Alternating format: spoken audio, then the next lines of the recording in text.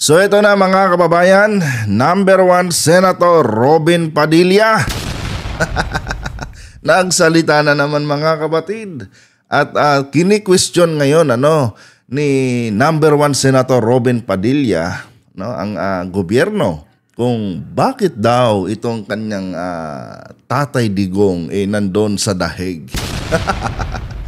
Samantalang meron naman daw tayong hustisya dito sa Pilipinas. Ay nako, basta si Robin talaga mga kababayan ang tinatapik ko natatawa talaga ako mga kapatid. Sa totoo lang, natatawa talaga ako mga kababayan kasi parang nagiging dog show Anyway guys, Wantok PH nga pala, nagbabalik po para sa panibagong update. So ito na nga mga kapatid, sabi dito ni Robin Padilla, bakit nandito si Mayor? Bakit daw nandun si Mayor mga kababayan? Ito si Tatay Digong niya. Bakit nandun daw sa dahig? Mayroon naman tayong batas sa Pilipinas. Meron naman ng batas sa Pilipinas mga kapatid. Pero bakit si Tatay Digong niya nandoon sa dahig? Bakit doon kinulong? Parang ganun Well, simple lang yan. Mr. Number 1 Senator Robin Padilla. Simple lang ang sagot dyan sa tanong mo. Kaya nandyan si Tatay Digong mo sa dahig. Dahil itong pamilya ng 31 million. Itong pamilya ng 31,000 and counting na biktima ng EJK ni Tatay Digong mo ay walang nakuhang hustisya dito sa Pilipinas. Kaya pumunta sila diyan sa dahig. 'Di ba? Pumunta sila diyan sa ICC to seek justice doon sa kanilang mga pamilya, doon sa kanilang mga kamag-anak, mga asawa, na walang awang pinaslang, under sa tukhang ni Tatay Digong mo. Pero ilang taon na ang lumipas, Ilang taon na ang lumipas. Ngayon lang sila nabigyan ng hustisya. 'Di ba? Kasi nga, wala silang nakuhang hustisya dito sa Pilipinas, lalo na under the Duterte administration. Sa tingin mo ba, Mr. Senator Robin Padilla, aabot sa ICC, itong mga pamilya ng biktima ng EJK ni Tatay Digong mo kung meron talagang hustisya dito sa Pilipinas? 'Di ba?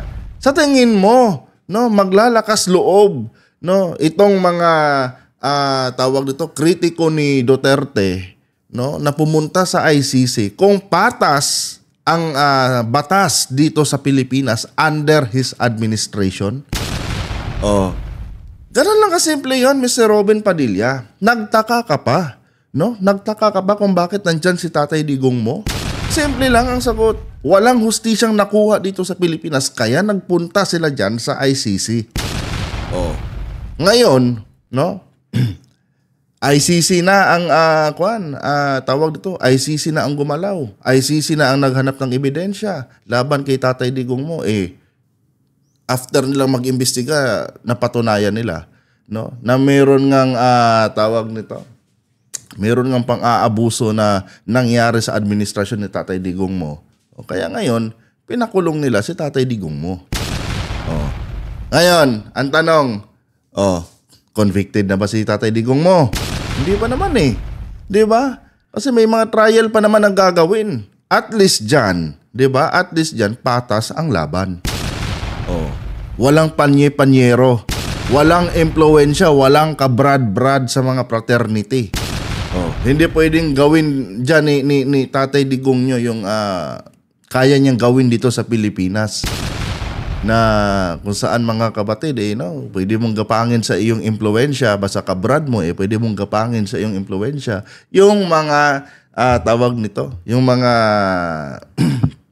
mahirap kasi magsalita kasi baka maanuhan tayo pero alam naman natin mga kababayan kung ano ang sistema dito sa Pilipinas pagdating sa mga ganyan. Kaya nga sabi nila ang batas ay para lamang sa mayaman at hindi para sa mahirap.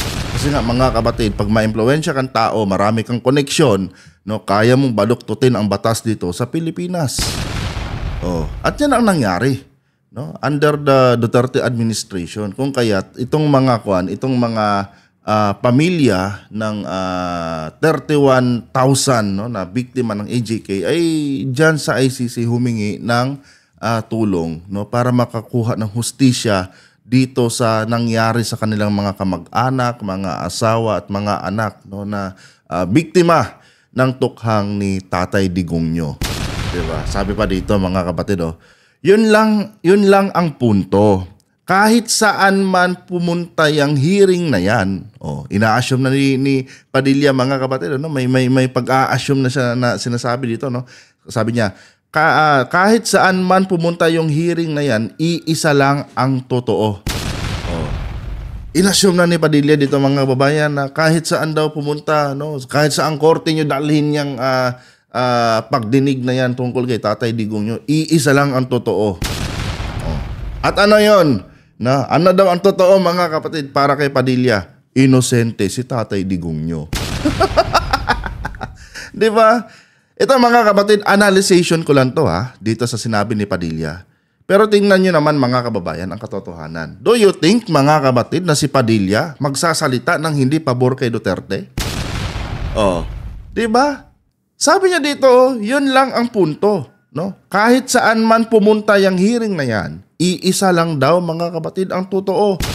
At ano yung totoo na tinutukoy niya dito, no? Base sa aking judgment mga kababayan ano dito kay Robin Padilla, ang totoo na sinasabi niya dito is inosente si Tatay Digong niya. Di ba? Hindi pwedeng sabihin ni Padilla dito na ang totoo ay guilty si Tatay Digong. Ang totoo ay totoo yung EJK. Hindi natin maririnig yan mga kapatid sa bunganga ni Senator Robin Padilla. Imposible, no? Maka-Duterte siya At malaki ang utang na loob ni Robin Padilla mga kababayan kay former President Duterte. Di ba? Yan ang totoo mga kababayan. Kaya inassume ni Padilla dito, no, na kahit saan mang korte mapunta itong binabato yung mga aligasyon laban kay Tatay Digong, iisa lang ang totoo. At ano yung totoo? Inosente si Tatay Digong. Well, gaya nga ng sabi ko sa inyo mga kapatid, no, hindi pa naman convicted talaga itong si former President Duterte. So, depende na yan kung ano ang magiging outcome mga kababayan sa pagdinig, no, ng ICC dito sa kaso ni former President Duterte. 'Di ba? Kung ano yung mapagpapasyahan ng korte, no, diyan sa ICC, yun po ang masusunod. Ngayon kung tama nga, no, itong mga sinasabi nila Padilla na wala naman talagang kasalanan si Tatay Digong, so be it, walang problema. 'Di ba? At least mga kapatid, nalitis yung kaso, no, sa patas na korte.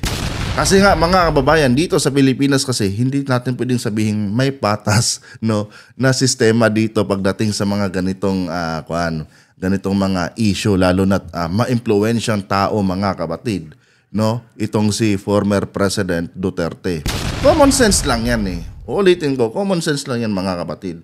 Kaya napunta sa ICC, no, itong pag-iimbestiga kay former President Duterte. Kaya doon naghain, no, ang pamilya nitong 31,000 na mga biktima ng EJK dahil mga kababayan, wala pong hustisya na nakuha dito sa Pilipinas. No? Kung titingnan nga natin mga kapatid, basta-basta na nga lang sila diyang pinaslang 'di ba? Nang walang due process. 'Di ba? Basta-basta na lang silang pinaslang diyan mga kababayan. Alleged ba lang sila mga kapatid Alleged na mga gumagamit at nagbebenta ng mga ng mga droga, pero mga kapatid, tingnan niyo naman, no? Alleged pa lang mga kababayan, pero saan na sila ngayon? Nandoon na sa kabilang buhay. 'Di ba? Nandoon na sa kabilang buhay mga kapatid. Kaya pamilya nila ngayon ang sumisigaw ng hustisya para sa kanila. Kasi nga, wala silang nakuha hustisya dito sa Pilipinas. Sumisigaw sila doon na sa international court. Di ba? Tapos sasabihin ngayon ni Padilla dito mga kababayan, no? Alam na daw niya, no? Kung kahit saan daw pumunta ang hearing na yan, alam na daw niya mga kapatid kung ano ang totoo. Di ba? Alam nyo, naiintindihan ko naman itong si Padilla mga kapatid kung bakit ganito siya. Kasi nga mga kababayan, marami siyang utang na loob kay Digong no? At okay lang naman na magbayad ka ng utang na loob doon sa taong pinagkakautangan mo ng loob. 'Di ba? Pero mga kapatid, bilang isang mambabatas, no? Bilang isang senador, 'di ba? Dapat ang pinaglalaban mo ay para sa taong bayan at hindi para sa iisang tao lamang or sa iisang pamilya lamang, no? Maling-mali yung ginagawa mo, Mr. Senator Robin Padilla, no, na mas naninindigan ka, no, dito sa pinagkakautangan mo ng loob na si Tatay Digong, no, kumpara doon sa sinisigaw ng pamilya ng 31,000 plus na biktima ng AJK ni Tatay Digong mo. 'Di ba? Hindi ka binoto ng taong bayan, no? Para ipagtanggol mo lang si Duterte, binoto ka ng taong bayan dahil umasa sila, no, na may kakayanan kang pagsilbihan ang bansang Pilipinas. Pero anong ginawa mo, Senator Robin? 'Di ba? Anong ginawa mo? Bias ka. 'Di ba? Kasi yung stand mo kay Duterte at hindi sa taong bayan. Hindi mo man lang inisip, no? Wala ka man lang, ako mga kapatid, naniniwala ako na walang common sense si Padilla. Hindi man lang niya inisip, mga kababayan, ano, na pupunta ba sa ICC itong mga pamilya ng 31,000 plus na biktima ng AJK kung meron talagang hustisya dito sa Pilipinas? 'Di ba? Hindi niya naisip yun, mga kababayan. 'Di ba? Sinasakyan lang niya yung tawag nito, yung mga naratibo ni Duterte na pamumulitika. Kasi yun lang ang pwede niya ring gawing excuse, mga kapatid, ano, para ma-justify itong kanyang pagtindig dito sa mga Duterte. Oh. Kasi kung facts ang pagbabasihan, mga kababayan, nako, baka malula si Padilla, mga kapatid, sa mga hawak na mga facts, no, ng Quadcom. So hindi siya pwedeng dumaan, mga kapatid, ano, sa mga tawag doon, legal opinion or legal basis. Kasi alam niyang lulubog yung bangka niya, mga kapatid, pag doon niya tinignan yung nangyayari dito ngayon kay Tatay Digong niya.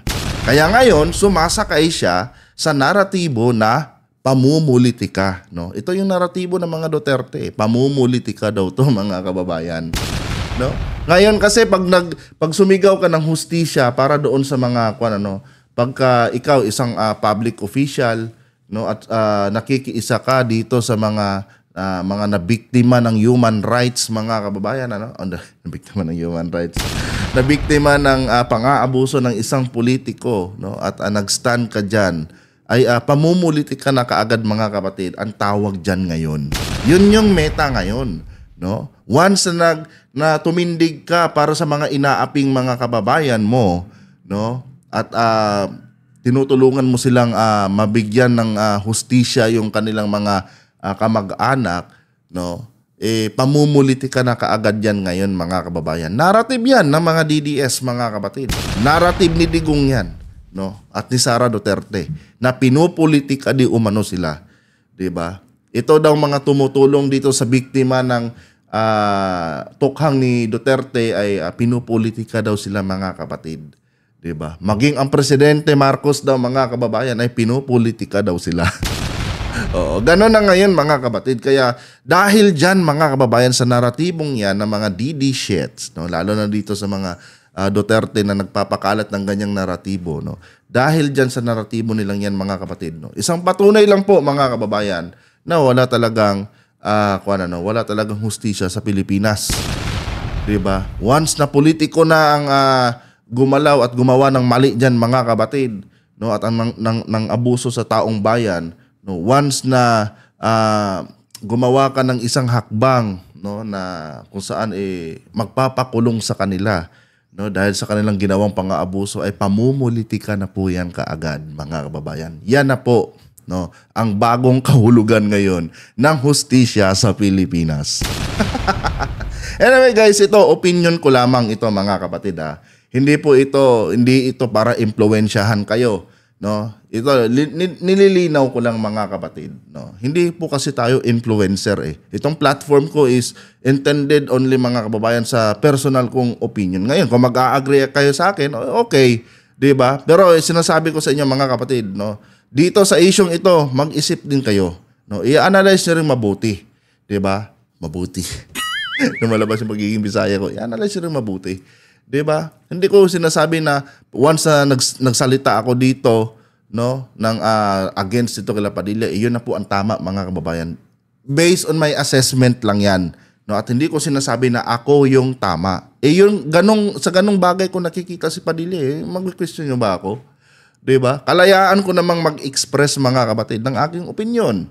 'Di ba? Nililinaw ko lang sa inyo, mga kababayan, dahil noong nakaraang hearing kasi, no, parang lumalabas kasi doon, mga kapatid, na once nagsalita ka sa social media at may followers ka daw, automatic daw yung, mga kababayan, nag-i-impluwensya ka ng tao. No, nililinaw ko lang sa inyo, hindi ko sinabi na gusto ko kayong impluwensyahan. Kundi shinare ko lang sa inyo, mga kapatid, kung paano ba yung assessment ko sa mga ganitong bagay. Ganun ko nakikita si Robin, 'di ba? Kasi hindi naman ako magsasalita laban sa kanya, mga kababayan, kung hindi ko nakikita na maka-Duterte siya. 'Di ba? Ang nangyayari kasi ngayon dito kay Padilla, mga kapatid, mas pinipili niyang kampihan itong si Digong, no, kaysa doon sa mga pamilya ng 31,000 na mga Pilipino na biktima ng EJK ni Digong, na sumisigaw ngayon ng hustisya. Yan Oh. May mali ba doon sa sinasabi ko? Pero, mga kapatid, kaya nasabi ko sa inyo, yung assessment nyo, yung opinion nyo, kung paano nyo inanalyze itong mga bagay na ito, yun po ang sundin nyo, mga kababayan. No? Huwag po tayo magpadikta sa kahit sino dyan. Kahit sa akin. No? Huwag po tayo magpadikta, mga kapatid. Hanggang dito na lang, mga kababayan. Huwag kalimutang i-like ang ating video, no? At mag-subscribe na rin kayo, mga kapatid. Adios.